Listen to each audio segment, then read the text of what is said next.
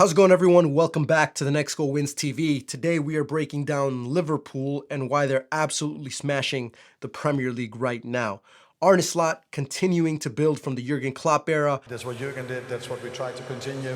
And honestly, just making Liverpool the most consistent team in the league. What I want to do is I want to talk about three specific concepts that I think are the reason why Liverpool have been so good. And the first one is possession, but with intent to score. The problem with how Guardiola changed football is that everyone forgot why possession was so important. Everyone wanted to just keep the ball all game without really analyzing the spaces and the weaknesses in the opponent's defense. This is where Liverpool has been so good.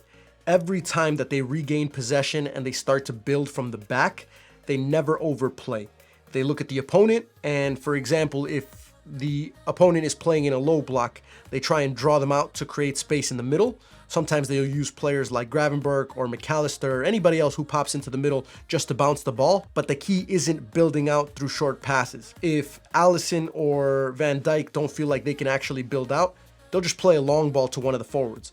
And even if this doesn't work to get them in a 1v1 situation or in behind, what it does is it allows them to press higher up the field. They then try and win the second ball, and all of a sudden they've now regained possession in the attacking third without having to play 10 passes to get there. But in order for this to happen, I noticed that anytime Liverpool looks forward or a player with the ball has no pressure, there's almost always someone running in behind, knowing that the center backs or the midfielders are going to play a little bit longer. If the back line doesn't drop off quickly enough, Liverpool gets a player in behind for a breakaway, and if they do drop off early, it just creates a space between the back line and the midfield, and again, this is where Liverpool can regain possession. So basically, what Liverpool has done is analyze the position of the opponents and make the right decisions as to how quickly they can go forward. It's not necessarily about keeping the ball, it's about keeping it just long enough to find a way to score, even if that means hitting a long ball. The second reason is individual player quality. When I say individual player quality, I specifically mean three players: Virgil van Dijk, Trent Alexander-Arnold, and Mo Salah, which is crazy because at the time that I'm recording this video, all three players still have yet to sign new contracts. Ready for the contract question? I know you're not going to stand here and tell us, but are you hoping to be able to give some good news soon? No, we are far away from that. And without them, I seriously think that Liverpool would not be anywhere near the top of the league. First of all, defensively, he never gets beat.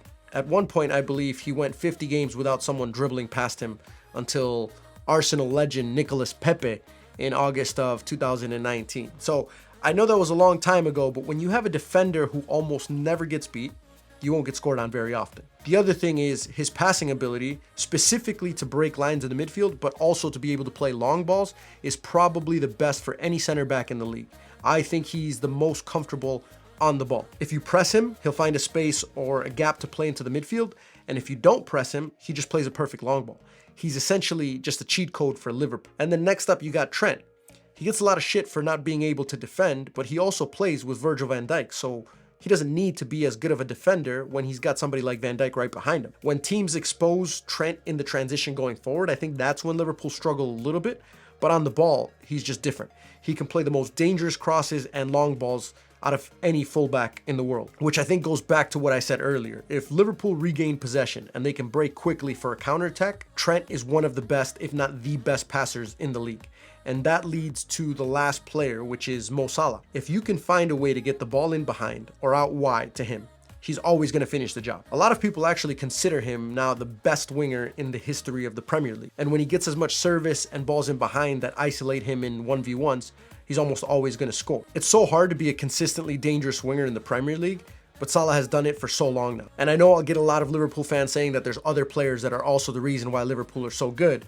And I agree. I mean, Gravenberch has been fantastic. Luis Diaz, Gakpo, McAllister, they all do something that contributes, but the truth is that Liverpool has these three players that no other team in the Premier League has, and that's why they're different. All of this leads to the difference between Arne and Jurgen Klopp, which is why I think it's all worked so well this season. Arne has coached to the player's strengths, not just to his own philosophy. I remember seeing an interview at the beginning of the season where Slot mentioned how he loves to control possession.